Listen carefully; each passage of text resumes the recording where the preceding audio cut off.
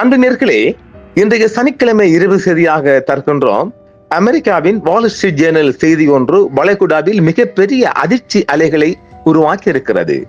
என்னவாம், வளைகுடா போரில் பஹ்ரைனும் குவைத்தும் ஈரானுக்குள் முதல் முறையாக தங்களது நேரடி வான்வழி தாக்குதலை தற்பொழுது நடத்திருக்கிறாங்களாம். எப்ப? இந்த 14 தினங்களுக்குள்ள. ஏற்கனவே 2 நாட்டுக்கும் ஆகாது. இதுல வர அமெரிக்கா பத்திரிகை கோர்த்துட்டானா போச்சுடா. சும்மா இருந்த சங்க ஊதிக்கிட்டு ஆண்டி போச்சு.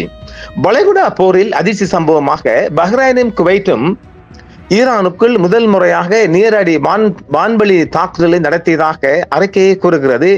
ஐக்கிய அரபு அமீரகம் இலக்கு குறித்து உளவு தகவல்களையும் வான் பாதுகாப்பையும் வழங்கியதாகவும் சொல்லப்படுகிறது.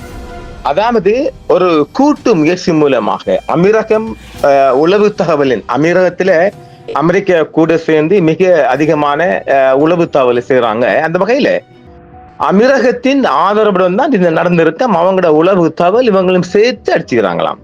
பஹ்ரைனும் குவைத்தும் ஐக்கிய அரபு அமீரகத்தின் உளவு மற்றும் வான் பாதுகாப்புடன் ஈரானிய ஆளில்லா விமான மற்றும் ஏவுகணை தளங்கள் மீது போர் விமானங்களை அனுப்பியதாக செய்தி கூறுகிறது. இது இந்த 2026 போரின் ஒரு சாத்தியமான திருப்பு முனையாகும் என்றும் இதனை குவைத் மறுக்கிறது. மேலும் எந்த படங்களும் இதுவரை உறுதிப்படுத்தப்படவில்லை என்றாலும் இது அமெரிக்காவுடன் கூட்டணி வைத்துள்ள 2 வளைகுடா முடியாட்சிகளை செயலற்ற இலக்குகளிலிருந்து ஹார்முஸ் ஜலசந்தியின் இருபுறமும் தீவிரமான கூட்டு போர்க்குழுக்களாக மாற்றும் அச்சுறுத்தலாக கொண்டுள்ளது. பஹ்ரைனும் குவைத்தும் ஈரானிய பகுதிக்குள் இரகசியமாக தங்கள் முதல் நேரடி வான்வழி தாக்குதல்களை நடத்தியதாக குற்றம் சாட்டும் வால் ஸ்ட்ரீட் ஜேர்னல் பத்திரிகையின் அறிக்கை ஈரான் போரில் ஒரு புதிய ஸ்திரத்தன்மையை குலைக்கும் காரணியை சேர்த்துள்ளது. இது பல தசாப்தங்களாக பிராந்திய மோதல்களை வரையறுத்து வந்த மறைமுக போர் உத்தியிலிருந்து ஒரு குறிப்பிடத்தக்க விலகலாகும் என்றும் தெரிவித்துள்ளது. மேலும் இது தற்காப்பு நிலையில் இருந்த 2 வளைகுடா முடியாட்சிகளை செயலற்ற முறையில் தாக்குதலை தாங்கிக் கொள்பவர்கள் என்ற நிலையில் இருந்து தீவிரமாக இணைந்து போரிடும் தரப்பினராக மாற்றப்பட்டுள்ளதாகவும் தெரிவிக்கப்படுகிறது. ஈரானுடன் மகளுக்கு மோதுறதுக்குரிய டேலண்ட் இல்லை, ஆனாலும் மோதி பாப்பண்டா மோதிருக்கிறாங்க.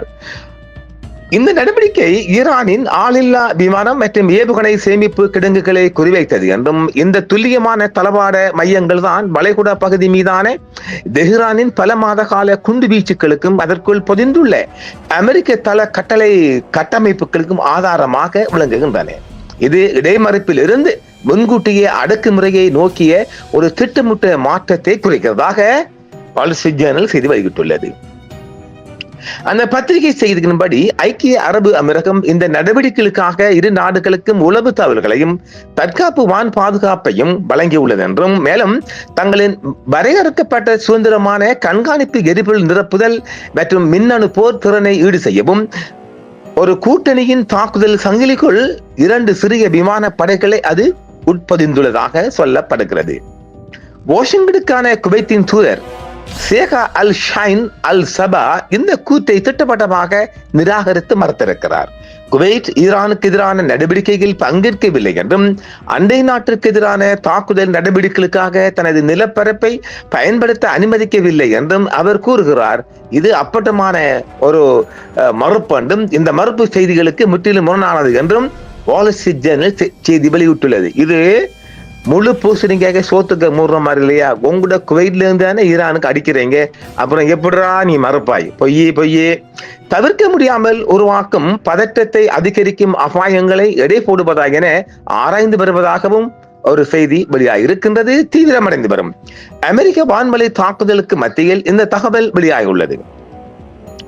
சர்ச்சைக்குரிய ஹார்முஸ் ஜலசந்தியுடன் தொடர்புடைய ஈரானிய கட்டளை மையங்கள், ஆளில்லா விமான சேமிப்பு வசதிகள், தகவல் தொடர்பு வலைப்பின்னல்கள் மற்றும் கடலோர கண்காணிப்பு தளங்கள் மீது தொடர்ந்து 13வது இரவாக தாக்குதல்கள் நடத்தப்பட்டதை அமெரிக்க மத்திய கட்டளை மையம் உறுதிப்படுத்தி இருக்கின்றது.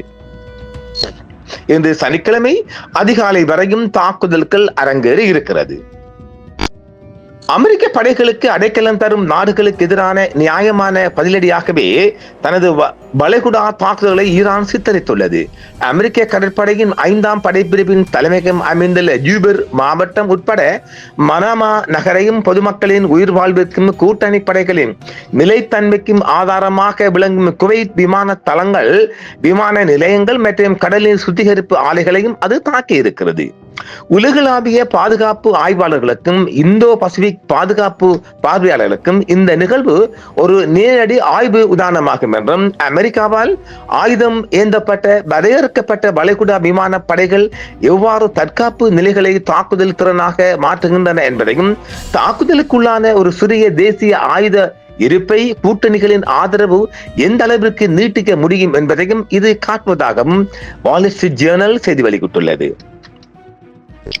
இந்த பகுப்பாய்வு சரிபார்க்கக்கூடிய உண்மைகளை சர்ச்சைக்குரிய அரசியல் கூட்டுக்கள் மற்றும் மூலோபாய அனுமானங்கள் இருந்து பிரித்து ஈரான், வளைகுடா மற்றும் மேற்கத்திய நாடுகளின் கூட்டுக்கள் மீது சமமான ஐயுறவு கண்ணோட்டத்தை பயன்படுத்துகிறது. மேலும் அறிவிக்கப்பட்ட இந்த நடவடிக்கை மற்றும் அதன் உண்மையான அளவை சுற்றி தொடரும் கணிசமான உளவுத்துறை இடைவெளிகளையும் இது சுட்டி காட்டுகிறது. இந்த விவரத்தின் சரிபார்க்கக்கூடிய மையப்பகுதி குறுகியது என்றும் பெயர் குறிப்பிட விரும்பாத ஆதாரங்களை மேற்கோள் காட்டி வால் ஸ்ட்ரீட் ஜேர்னல் இந்த செய்தியை வெளியிட்டுள்ளது. இந்த மாத தொடக்கத்தில் பஹ்ரைனும் குவைத்தும் ஈரானுக்குள் உள்ள ராணுவ இலக்குகளை இரகசியமாக தாக்கியதாக செய்தி வெளியிட்டுள்ளது வால் ஸ்ட்ரீட் ஜேர்னல். இஸ்லாமிய குடியரசுக்குள் இவ்விரு நாடுகளும் தாக்குதல் நடவடிக்கைகளை மேற்கொண்டது இதுவே முதல் முறை என்றும் நாம் சொல்லுகின்றோம். தேன்கூட்டுக்குள் கைவிட்ட கதைதான். அறிவிக்கப்பட்ட இலக்கு தொகுப்பான ஆளில்லா விமானம் மற்றும் ஏவுகணை சேமிப்பு கிடங்குகள் மற்றும் கூடுதல் ராணுவ தளங்கள் ராணுவ ரீதியாக பொருத்தமானவை. எனில் ஈரானின் பரவலாக உள்ள ஏவுகணை ஏவுதளங்களை சிதைப்பது, வளைகுடா மக்கள் மையங்கள், எரிசக்தி மையங்கள் மற்றும் வலுப்படுத்தப்பட்ட விமான தளங்கள் மீது தெஹ்ரான் உருவாக்கக்கூடிய தாக்குதல்களின் அடர்த்தியை நேரடியாக குறைப்பதாகவும் அந்த செய்தி தெரிவிக்கிறது.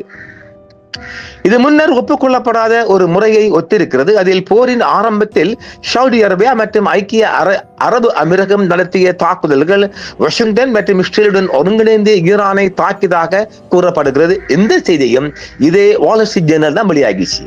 இதில் ஐக்கிய அரபு அமீரகம் பகிரங்கமாக உறுதிப்படுத்தாத லபான் தீவின் மீதான சர்ச்சைக்குரிய தாக்குதலும் அடங்கும் என்றும் வால் ஸ்ட்ரீட் ஜேர்னல் செய்தி வெளியிட்டுள்ளது. இதன் மூலோபாய தாக்கம் என்பதை படிப்படியாக அழித்தொழிப்பதும் தண்டனையின் மூலம் தடுப்பதுமாகும். ஏனெனில் ஈரானின் பின்பகுதி தளவாடங்களை ஆபத்தில் வைத்திருப்பதும், வளைகுடா பிரதேசத்தின் மீதான தொடர்ச்சியான குண்டுவீச்சு அதன் தாக்குதல் முயற்சிக்கு உதவும் உட்கட்டமைப்பிற்கு பதிலடி கொடுக்கும் என்பதையும் ஈரானிய புரட்சி காவல் படை விண்வெளி படை பிரிவும் உணர்த்துகிறது. பஹ்ரைனில் மௌனமும் அதே அளவு தெளிவற்றதாக உள்ளது. இது ஒரு உண்மையான நடவடிக்கையை சுற்றியுள்ள செயல்பாட்டு பாதுகாப்புடனும் ஈரானிய ஆளில்லா விமானங்களின் தற்காப்பு இடைமறிப்புகளை மனாமா உண்மையில் ஒருபோது மேற்கொள்ளாத தாக்குதல் ஊடுருவல்களுடன் குழப்பி அறிவிக்கப்பட்டிருக்கலாம் என்ற சாத்தியக்கூறுகளும் ஒத்துப்போவதாகவும் ஒரு மறுபுறம் செய்தி சொல்லுகிறது. குறிப்பாக இந்த செய்தி வெளிவரும் நேரத்தில் ஜூலை மாதத்தில் நடந்ததாக கூறப்படும் தாக்குதல்கள் குறித்த ஈரான் எந்த ஒரு குறிப்பிட்ட அதிகாரப்பூர்வ பதிலையும் வெளியிடவில்லை. தெஹ்ரான் விரோதமான வெளிநாட்டு சக்திகள் மீது சுமத்தக்கூடிய தாக்குதல்களை வழக்கமாக பகிரங்கப்படுத்துவதுடன் அவற்றை அடிக்கடி மிகைப்படுத்தியும் வருவதால் இந்த மௌனம் சரிபார்ப்பை சிக்கலாக்குவதாகவும் தெரிவிக்கப்படுகிறது. குவைத் விமானப்படை மேற்கத்திய நாடுகளின் துல்லியமாக வழிநடத்தப்படும் வெடிமருந்துகளை அடிப்படையாக கொண்டது. தனது பல்திறன் தாக்குதல் படையை நவீனமயமாக்குவதற்காக ஏறத்தாழ 27 போயிங் FA-18C ஹெர்னட் விமானங்கள், சில FA-18D விமானங்கள் மற்றும் சுமார் 17 முதல் 20 யூரோ ஃபைட்டர் விமானங்களை கொண்டுள்ளதுடன் 18E ஆஃப் சூப்பர் ஹேனட் விமானங்களையும் ஆர்டர் செய்துள்ளது. இந்த செய்தியுடன் தொடர்புடைய படங்கள் குவைத்தின் யூரோ ஃபைட்டர் போர் விமானங்களை குறிப்பிடுவதாகவும், இந்த விமானங்களின் கட்டமைப்பு ஈரானை மிகவும் அடர்த்தியான தரைவான் ஏவுகணை மண்டலங்களுடன் விமானிகளை ஆழமாக செல்ல அனுமதிக்காமல் வரையறுக்கப்பட்ட ஊடுருவல் தாக்குதல்களை அனுமதிக்கும் தூரங்களின் தொலைதூர துல்லியமான வெடிமருந்துகளை வீசும் திறன் கொண்டவை என்றும் சொல்லப்படுகிறது. ஈரான் பஹ்ரைன் விமானப்படை மேம்படுத்தப்பட்ட F-16C ரக போர் விமானங்களை புதிதாக வழங்கப்பட்ட F-16V Block 70 வைப்பர் விமானங்களுடன் இணைக்கிறது. இந்த வைப்பர் விமானங்களின் ரேடார், மேம்படுத்தப்பட்ட மின்னணு போர் அமைப்பு மற்றும் நவீன தரவு இணைப்புகள் ஆகியவையும் 2026ஆம் ஆண்டின் ஈரானின் ஒரு வழி தாக்குதல் ட்ரோன்களுக்கு எதிராக ஏற்கனவே செயல்பாட்டு ரீதியாக பயன்படுத்தின என்றும் தெரிவிக்கப்படுகிறது. இரு நாடுகளுக்கும் இடையில் அமெரிக்காவின் MIM-104 பேட்ரியாட் FAC-3 மற்றும் MIM-23 ஹேக் பேட்டரிகளை இயக்குகின்றன என்றும் இவை ஈரானிய பாலிஸ்டிக் ஏவுகணைகளையும் ட்ரோன்களையும் தீவிரமாக இடைமறிக்க பயன்படுத்தப்படுவதும் தெரிவிக்கப்படுகிறது. ஆக வளைகுடாவின் வடமுனையில் ஈராக்குடன் ஒட்டி அமைந்துள்ள குவைத்தின் புவியியல் அமைப்பு அதன் பாதிப்பை மேலும் அதிகரிக்கிறது. அங்கு தெஹ்ரானுடன் கூட்டணி வைத்துள்ள போராளி குழுக்கள் ஈரானின் சொந்த IRGC தாக்குதலுக்கு அப்பால் ஏவுகணைகள் மற்றும் ஆளில்லா விமானங்களுக்கான ஒரு கூடுதல் தாக்குதல் தளத்தை வழங்குவதாகவும் தெரிவிக்கப்படுகிறது. பஹ்ரைனை பொறுத்தவரை அமெரிக்க கடற்படையின் 5வது படைப்பிரிவின் தலைமையகம் அங்கு அமைந்திருப்பது அதனை ஈரானின் ஒரு நிரந்தர இலக்காகவும் பதிலடி தாக்குதலுக்கு ஒரு இயல்பான இடமாகவும் ஆக்குகிறது. ஆயினும் வெளியுலகத்துடனான அதன் ஒரே தரைவழி இணைப்பு சவுதி அரேபியாவுடான ஒரு தரைப்பாலம் மட்டுமே என்றும் இது அதனை தனிமைப்படுத்துவதற்கு மிகவும் எளிதில் பாதிக்கப்படக்கூடியதாக ஆக்குவதாகவும் அந்த வால் ஸ்ட்ரீட் ஜேர்னல் செய்தி வெளியிட்டுள்ளது. இது ஒரு உண்மையான செய்தி தான், பொய்யாக சொல்ல இயலாது.